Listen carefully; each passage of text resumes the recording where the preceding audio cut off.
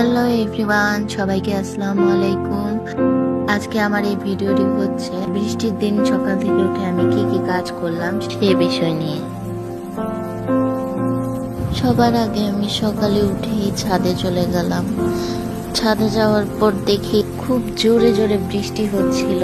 তারপর আমি দেখি আমার গাছে খুব সুন্দর সুন্দর ছোট ছোট কমলা হয়েছে, থেকে কয়েকটি পুঁই শাকের পাতা ছিঁড়ে নিলাম। তারপর আমি নিচে চলে আসলাম রান্না করার জন্য। আজকে আমি রান্না করব পাঙ্গাস মাছ আর পুঁই শাকের বড়া। এখানে আমি মাছ ভাজতে চড়াই দিছি।